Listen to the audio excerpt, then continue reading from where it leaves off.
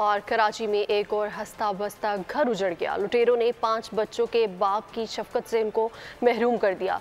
लवाहिकी ने आला हुकाम से इंसाफ की अपील कर दी है। पुलिस ने वाक़े का मुकदमा दर्ज कर लिया है।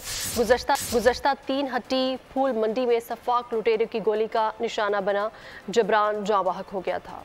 घर का वाहिद कफील, 5 बच्चों का बाप। कराची में डाकुओं ने एक और हंसता बसता घर उजाड़ दिया। गुज़श्ता रोज फूल फरोश जबरान रोजी रोटी के लिए घर से निकला, लेकिन फिर जिंदा न लौटा। 3 हट्टी फूल मंडी में सफाक लुटेरों की गोली का निशाना बन गया। लवाहिकीन ने आला हुकाम से इंसाफ की अपील कर दी। इलाके की फिजा सोगवार, हर आंख अश्कबार है। ये अपील है कि उनके 5 बच्चे छोटे छोटे थे, वो अकेले कमाने वाले थे, वाहिद घर के कफील थे, आगे पीछे कोई भी नहीं उनका, तो बराए मेहरबानी उनके साथ को ताउन करें। पुलिस ने वाक़े का मुकदमा दर्ज कर लिया। 302 की दफा शामिल की गई है। पुलिस का कहना है कि मुल्ज़िमान को जल्द गिरफ्तार किया जाएगा।